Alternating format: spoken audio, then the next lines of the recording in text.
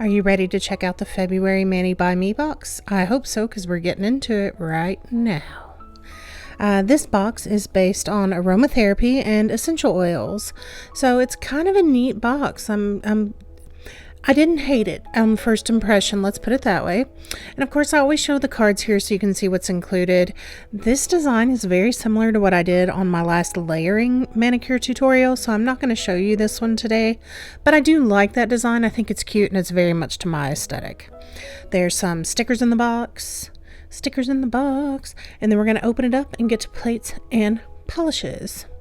So this particular plate in the collection is a layered stamping plate.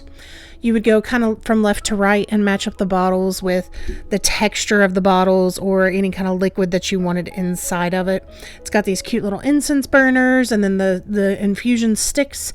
It's got all kinds of cool essential oil stuff. And then the other plate in here has different varieties of herbs and things, and what looks like smoke swirls and bottles that you could also use in aromatherapy. The collection also came with some Joyful Jasmine cuticle oil. If you are into that kind of scent, it is a very nice cuticle oil. I, however, have perfume allergies, and that one is right on my no-no list, so no good for me, but I do have the orange one and really enjoy that one. It's the florals. I'm bad allergic to floral stuff. It's a good thing it's on a stamping polish, right? The color Mint. Oh, I love this one on the darker complected skin. So pretty.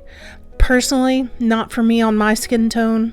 My skin tone's kind of that olive in the medium, and mint tends to not look so good on me.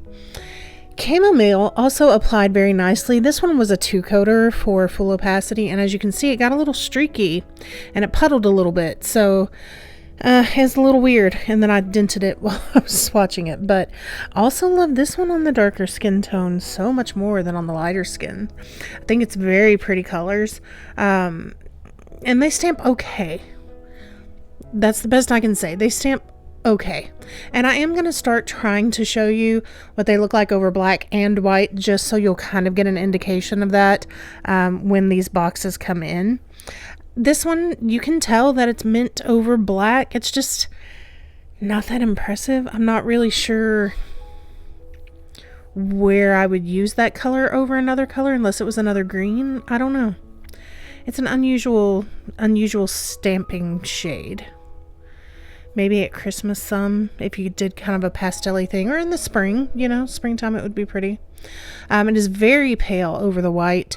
You can see it in person. You can see it on camera there, but you can't see how defined it is. It did stamp nicely. It's just iffy on the color. It's underwhelming. I don't want to go jump over bridges and be like, this is as great as coconut. It's not. But it's fine. It's just not overly impressive. Now the color Chamomile, I found this one very interesting because the way they describe it is kind of like a neutral polish with a silver that runs through it, and I thought when I stamped it over black it looked way more silver than this kind of coppery latte-ish type color. And it stamps fine as well. Again, they're both just kind of underwhelming to me. I'm not really sure why I would use them.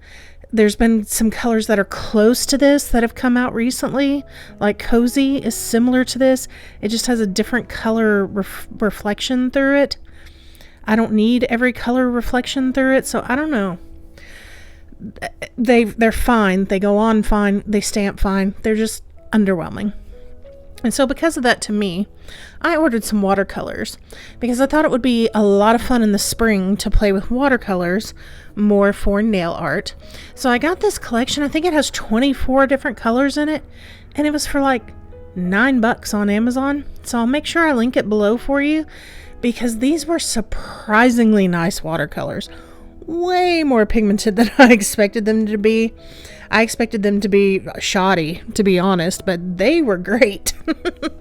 So I really like those. And I was very excited to use them, and I'm very excited to use them more in the future. Now, I did go ahead and decide to use the color Mint as a base on all my nails. And this is not a step-by-step tutorial, so I'm going to skip around some during the painting. I just don't like this color on me. I think it looks very beautiful on dark complexions and very beautiful on super white complexions. And I'm that weird in the middle complexion that's a little olive but also a little neutral. My hands are weird. So I'm using the Sally Hansen No Chip Top Coat on top of my base colors. I've mentioned this before, but I do that so if I make a mistake stamping, sometimes you can clean it off.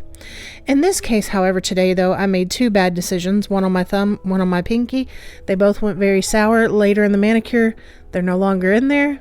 I painted them chamomile, and I liked them better that way, actually. I liked having chamomile with this mint color as an accent. Like, they're very pretty together. They're very pretty polishes. I just don't care for them for stamping polishes, if that makes sense. I'm going to stop talking about them now. So what I did was I went through and I did this oil splash look, like if oil was splashing down. It smeared just a little bit. I don't know why my daggum straight up black does this, but every once in a while it just gets in a mood and smears. I don't know. I don't know if it's because it's so freaking cold here right now. It's supposed to snow and storm over the next couple days, so it is freaking cold, like in the teens here. So I don't know if that has something to do with it or what, but smeared a little bit, so I got rid of it. Now I left it on this one. Now the watercolors, I went in with just a little spray bottle and just squirted them with some water, mixed my brush up directly in them. On this particular watercolor set, you can pop the lid off and it makes a palette. So you can kind of mix color in the palette a little bit separately, which I did start doing later to kind of thin it out. Here's what's fun about painting with watercolor. You can make it as thick or as sheer as you want. See, that one started out thick, and then I just went back in and lightly dabbed my brush off and then touched it again, and it lifts out the extra color. So if you put too much on and it starts to look chalky, just get your brush a tiny bit damp and tap it again, and the color will lift right off. The other thing that's fun about watercolor is nobody expects everything to be perfectly within the lines because it's watercolor. So you can be a little bit messy and it still looks very elegant and very pretty. What I did not mention earlier is the matte top coat is very important for watercolor because it gives something for the paint to stick to.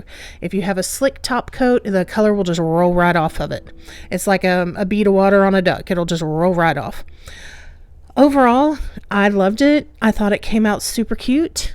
I like essential oils. Like, I burn them because I like the smell, the things I'm not allergic to. But I thought it all came out really pretty. It's a good collection. Overall, it's nice, you know, meh on the colors for stamping, but still a good polish. Let me know what you think. Thank you so much for watching, and we'll see you soon. Bye-bye.